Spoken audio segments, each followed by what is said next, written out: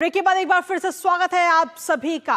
बांग्लादेश की बात करेंगे, जहां सत्ता पलटने के बाद से ही हालात सुधरने का नाम नहीं ले रहे। बुधवार रात को फिर से हिंसा हुई। हिंसक प्रदर्शनकारियों ने बांग्लादेश के राष्ट्रपिता बंगबंधु मुजीबुर रहमान के आवास पर पहुंचकर तोड़फोड़ की। आग लगा दी गई, बुलडोजर से घर को तोड़ा गया और साथ ही साथ भड़काऊ नारे लगाए गए, भाषण दिए गए और अवामी लीग को बैन करने की मांग इन प्रदर्शनकारियों की तरफ से की गई है। हिंसक प्रदर्शनकारी यहीं नहीं रुके, बल्कि कई हिंदुओं के घरों पर भी हमला किया गया है। ये तोड़फोड़ हिंसा उस समय की गई जब शेख हसीना अपने समर्थकों को ऑनलाइन संबोधित कर रही थी। अपने संबोधन में बांग्लादेश की पूर्व प्रधानमंत्री शेख हसीना ने यूनुस को किस तरीके से घेरा है वो भी आपको दिखाएंगे, लेकिन साथ ही पिता के घर पर हुई हमले को लेकर के शेख हसीना ने कहा कि उनके पास अभी भी इतनी ताकत नहीं है कि वो राष्ट्रीय ध्वज, संविधान और उस आजादी को बुलडोजर से नष्ट कर सकें जिसे लाखों शहीदों के जीवन की कीमत पर हासिल किया गया है। इसके साथ ही शेख हसीना ने कहा कि वो घर को ढहा सकते हैं, लेकिन इतिहास को नहीं।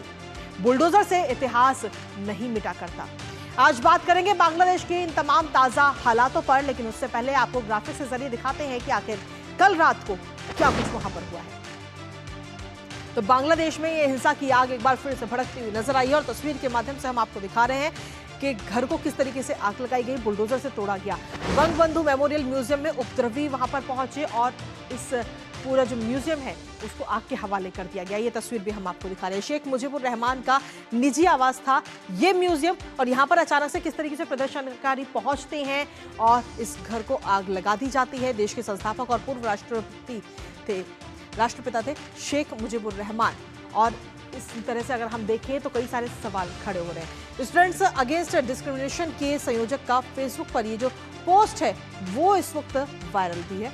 फांसीवादी गढ़ से मुक्त होगा बांग्लादेश, ये मैसेज कहीं ना कहीं इसके जरिए दिया गया था। तो बांग्लादेश में हिंसा की आग एक बार फिर से भड़कती हुई नजर आई। शेख हसीना के भाषण का विरोध ही तमाम उपद्रवी कर रहे थे, क्योंकि शेख हसीना का भाषण होने वाला था और उस भाषण का लगातार ये विरोध किया जा रहा था। अवामी लीग पर प्रतिबंध लगाने की भी बात ये तमाम जो हिंसक प्रदर्शनकारी हैं उनकी तरफ से कही गई। ये मांग की गई कि इस अवामी लीग पर प्रतिबंध लगाया जाए।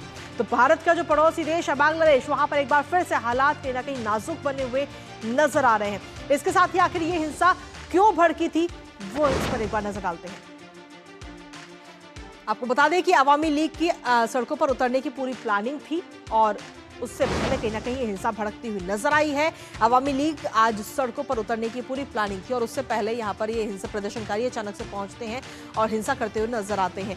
कुल मिलाकर हम देखें तो देखिए किस तरीके से यहाँ पर तस्वीरों के माध्यम से भी हम आपको दिखा रहे हैं, और साथ में अगर हम देखें तो स्पीकर के जरिए वहाँ पर नारे लगाए गए, भड़काऊ नारे वहां पर लगाए गए। शेख हसीना पर केस करने की बात कही गई। शेख हसीना के बांग्लादेश छोड़ने के 6 महीने पूरे हो चुके हैं और उसके बावजूद भी हालात आज भी नाजुक बने हुए हैं। जो हिंदू है वहां पर वो आज भी सुरक्षित नहीं है। अवामी लीग को लेकर तमाम सवाल खड़े हो रहे हैं। समर्थकों पर वहां पर हमले किए जाते हैं। अवामी लीग के साथ ही समर्थकों के लिए ऑनलाइन भाषण हसीना देने वाली थी और उससे पहले इस तरह की ये तस्वीरें बांग्लादेश से सामने आती हैं। हालांकि संगठन ने जो है ऐतराज भी जताया है। 24 रिवोल्यूशनरी स्टूडेंट जनता संगठन ने पूरा ऐतराज जताया और ये तस्वीरें हम आपको दिखा रहे हैं। कुल मिलाकर अभी भी बांग्लादेश में हालात जो है सामान्य नजर नहीं आ रहे हैं। हालांकि इसको लेकर के अगर हम देखें तो कई सारे सवाल भी खड़े होते हैं कि आखिर बांग्लादेश में हालात कब संभलेंगे। इसके साथ ही शेख हसीना की पार्टी अवामी लीग की तरफ से बयान सामने आया। अंतरिम यूनुस सरकार पर सीधे तौर पर निशाना अवामी लीग की तरफ से साधा गया। राज्य मशीनरी के दुरुपयोग का ये आरोप लगाया गया है अवामी लीग की तरफ से। इसके साथ ही और क्या कुछ कहा है, शेख हसीना की तरफ से कहा गया कि बांग्लादेश की जो अस्मिता है उस पर सीधे तौर पर ये हमला हो रहा है और यूनुस सरकार पर भी हमलावर होती हुई शेख हसीना नजर आई है। बांग्लादेश की राजधानी ढाका और ढाका को बंद करने की थी अवामी लीग की योजना, ये बात कही गई है। ये बयान इस वक्त सामने आया। कई समर्थकों और कार्यकर्ताओं को गिरफ्तार किया गया है। इस पूरे जब ये तस्वीर सामने आई तो उसके बाद में इसके साथ ही अंतरिम यूनुस सरकार पर सीधे तौर पर निशाना साधते हुए नजर आए। हमारे साथ हमारे सहयोगी प्रसन्नजीत इस वक्त जुड़ रहे हैं, सीधा उन्हीं का रुख करेंगे। प्रसन्नजीत, पड़ोसी देश बांग्लादेश में हालात अभी भी सुधरने का नाम नहीं ले रहे और खासतौर पर अगर हम देखें तो अवामी लीग के जो समर्थक है उन पर हमले वहां पर हो रहे हैं, साथ ही जो अल्पसंख्यक हिंदू हैं उन पर लगातार हमले हो रहे हैं। देखिए कृतिका, एक बात बोले कि हमारे हिंदुस्तान के लिए पड़ोसी देश है, लेकिन हम जहाँ पे खड़े हैं कोलकाता में, यहाँ पे पड़ोसी मोहल्ला कहना चाहिए, क्योंकि इतना नजदीक है हमारे जी। यहाँ से, जहाँ पर ये कुछ कल रात को हुआ था ढाका की धान मंडी पर। कहानी यह है कि ये जो आज भी ये जारी है जगह जगह पर, चाहे वो खुलना हो, चाहे वो मयमनसिंह हो, चाहे वो चिटागांग हो, यहाँ पे आज सुबह भी तोड़फोड़ जारी है। और इस धान मंडी में भी जो शेख मुजीब का अपना घर हुआ करता था, और वहां पे भी ये तोड़फोड़ जारी है। और हसीना की जो जहां पे घर हुआ करता था शेख हसीना की, वहां पे भी तोड़फोड़ जारी है। कृतिका, कहानी यह है कि ये सिर्फ 5 अगस्त 2024 से 5 फरवरी 2025 आने के बाद ये एक मैसेजिंग है उस लोगों की, उन लोगों की जो अब वहां पे सरकार जबरदस्ती चलाने की कोशिश में है। जी। मतलब ये होने के बाद 5 अगस्त 2024 में सिविलियन कू होने के बाद जो यूनिस की सरकार जो है वहां पे इन लोगों की एक मैसेजिंग है भारत के लिए। और मैं अगर बताऊं कि ये मैसेजिंग है यूएस के लिए, डोनाल्ड ट्रंप के लिए, कि हम अभी तक मरे नहीं है। बांग्लादेश में जो तोड़फोड़ की राजनीति हमने लाया है, जब बांग्लादेश में जो